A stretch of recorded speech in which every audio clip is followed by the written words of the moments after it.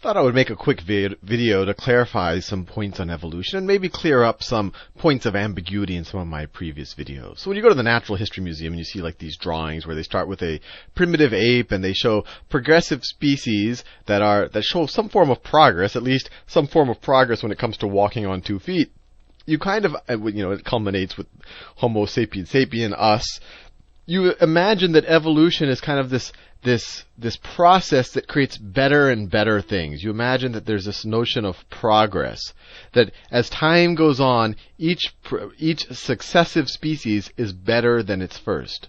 And I want to be very clear that this notion of better really makes no sense in an evolutionary or natural selection context. That all that matters is fitness to your environment.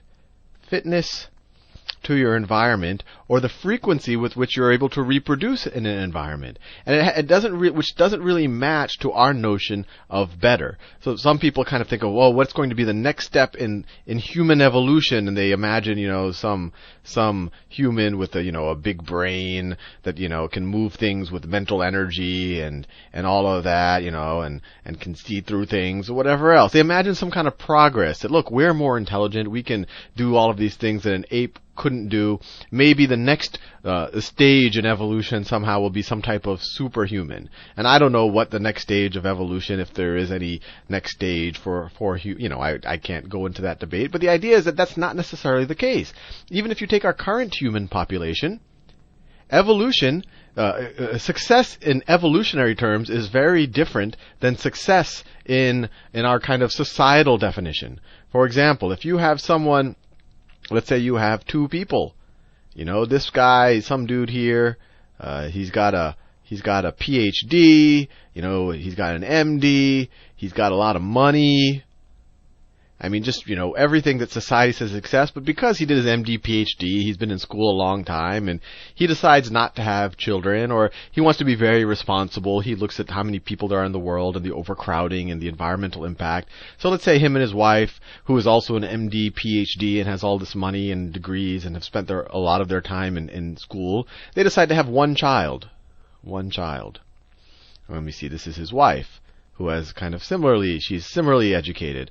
And from our point of view, this is a very successful, very responsible couple. Now let's say that there's some other guy over here, and he's just kind of, for sake of it, let's say he's just nuts. That from the get-go, he was very irresponsible. He produced one child after another. Let's say by the time he's 30 years old, he has 10 children, all with different mothers. Maybe some of the children had to go up for adoption. Who knows the situation with this guy's life? I don't want to be judgmental of it, but the general idea is that in society we would say, oh, this guy is less successful.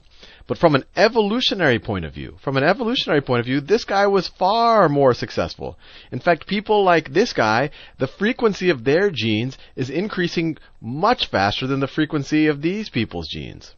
So when we talk about fitness from an evolutionary point of view, it's not necessarily fitness from the point of view that we like to think of it in our regular kind of value system that we have in society. These people looked very fit intellectually and who knows, maybe physically as well, but they weren't reproducing. Their genes aren't being passed on with the frequency of these guys. I forgot the statistic, but there's something like 80% of people in Asia have genes from one or some, either one man or some small collection of men who date, actually I think it's from one man from the 1200s, and it's either probably one of the Mongol warriors or whether it's Genghis or Kublai Khan, but it just shows you that there's some very and I'm not going to make any judgments here, but you could have very kind of aggressive people who may have raped and pillaged whole societies, and they were very successful from an evolutionary point of view, even though we might think that their actions are despicable.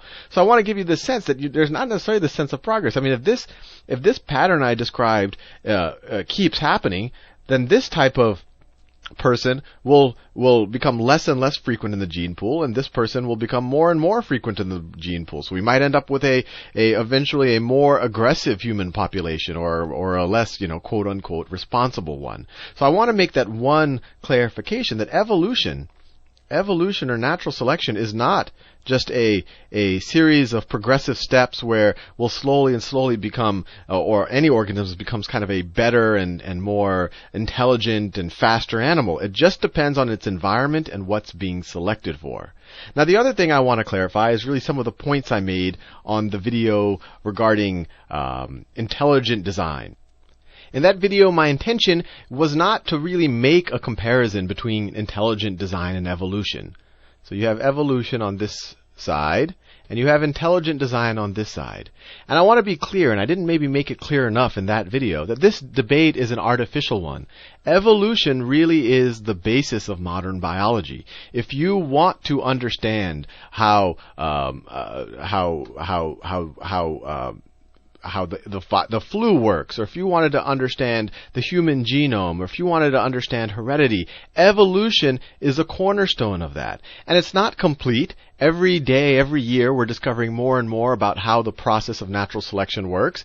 There are still open debates. People aren't sure the pace at which evolution occurs, other factors that might make it occur faster or slower. But I want to be clear. This does explain all of our observations, or let me put it this way, all of our observations in modern science are backing up evolution and natural selection. And if anything, it is the basis of modern biology. So if one were to deny natural selection and evolution, they're really denying our understanding of modern biology.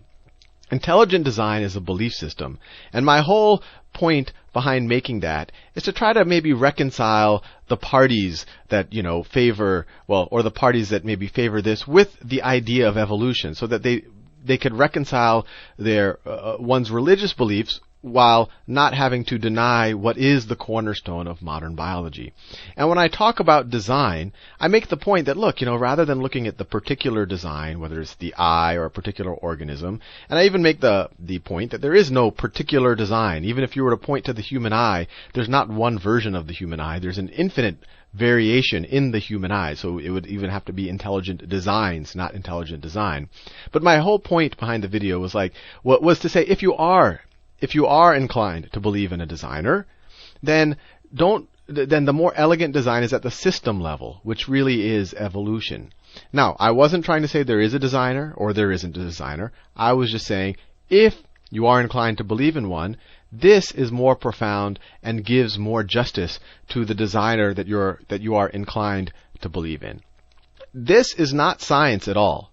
Intelligent design is it's a denial of what all of modern science is telling us today. And it's not a theory, as some proponents of it kind of put it and they kind of surround it with scientific sounding terms, but it's not a theory. You cannot test intelligent design. There's no data point that will confirm or deny whether somehow something was designed by some type of sentient creator.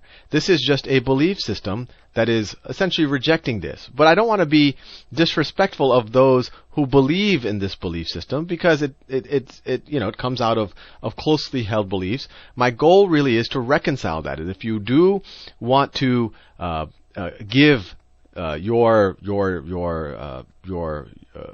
belief in a creator due credit, you're better looking at the system rather than design. So I just wanted to make those 2 points, 2 clarifications. One on the evolution intelligent design quote-unquote debate, but it's not really a debate. This is kind of the cornerstone of modern biology. This is something that just rejects that. It isn't a provable or disprovable theory. And I wanted to make the point that evolution doesn't necessarily mean a straightforward line of progress and ever more intelligent and impressive creatures.